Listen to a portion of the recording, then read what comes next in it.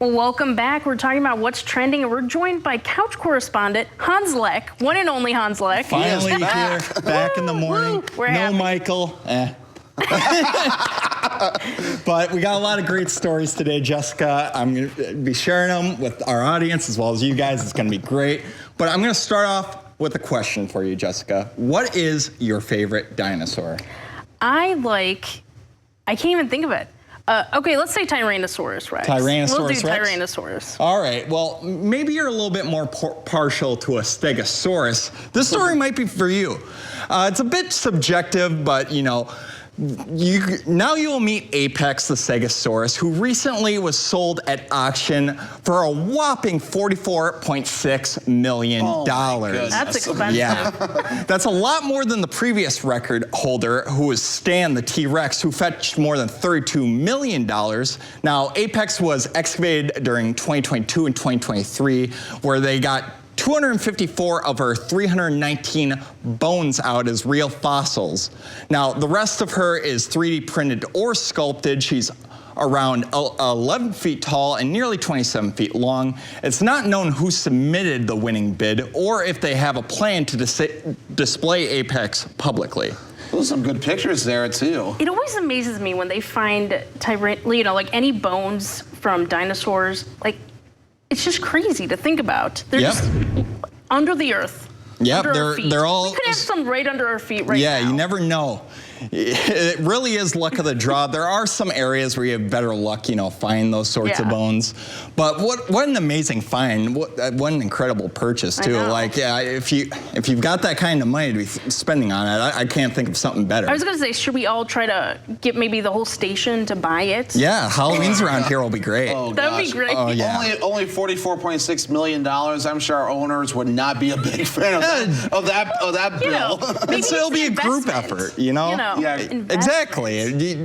Dinosaur bones are always going up in value, right? That's true. I think it would take everyone's savings accounts here and much more to get Yeah, we'll probably have to do rate. like everyone in Rhinelander maybe. Yeah. If everyone contributes like $50. Submit your contribution. Send it in the mail. We'll have to put Don't it do on that. No, just kidding, just kidding. Just kidding, don't do that. we begin a whole bunch of questions. Yeah. Be like, what's going on here? Just a joke. But anyway, we have another cool story though for those that love golfing. Are you much of a golfer anyway? Every once in a while. Well, I do have a membership, so I guess I'm a bit of a golfer. I golfed a lot in middle school. I was on the golf club, so you know, cool. there's that. Yeah, I haven't golfed a bit, unless you count disc golf. But anyway, this kind of talks about regular golf. The Dunes Club in New Buffalo, Michigan is one of the top 9-hole golf courses in the world, but it also has another claim to fame. It's home of the man presumed to be the oldest carrying caddy in the U.S. Yeah, I know, right? That's pretty cool. Meet 89-year-old Joe Meindl. He was born in 1935 and grew up in Nazi Germany. Meindl later immigrated to the U.S. in 1957 and worked as a sausage worker for Oscar Mayer and Madison. Yeah, let's go.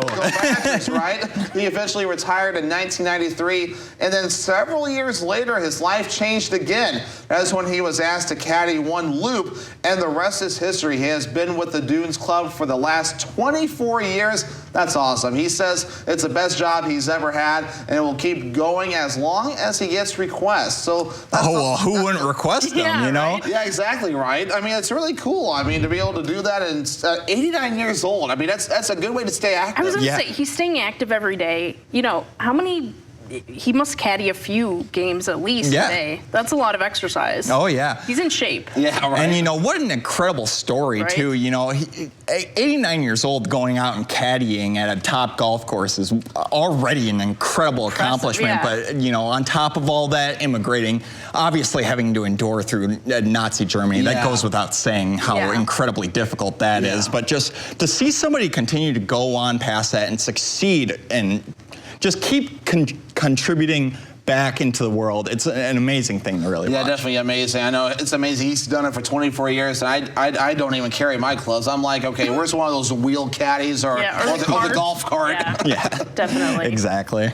Well, here's something you don't see every day. A rare stag beetle that's half male and half female was found in Japan's Hiroshima Prefecture. Yeah, I know, right? The Miya stag beetle is a bilateral gynomorph, and as the length of its mandible is different on each side. The right side is a male and bigger, when the female left side is smaller.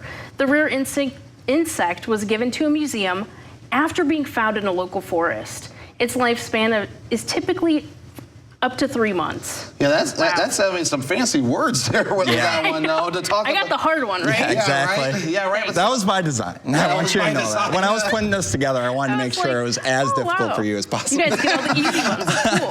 Yeah, but anyway, this bug, I mean, I'm like, wow, you don't usually hear about that very often. Yeah, No. I was going through and trying to learn a little bit more about this because I'd never heard of this before. Same. And it was very difficult to find information on it. And most of it is in Japanese, which did not make it I was any gonna say. easier. Google Translate is your friend.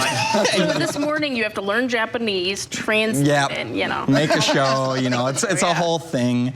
But yeah, it's really just a neat thing, the things that nature will do to, you know, survive, perpetuate itself. It's really just kind of you know, it's all over the place. And every random creature's got their things. own I was little gonna say, niche. the other question is, can it reproduce by itself? I don't know that. Again, I don't know. never could find that answer. So I will give you an update. I'll make sure that. We'll have to, have an update at the If we end. hear an update, we'll definitely pass it on.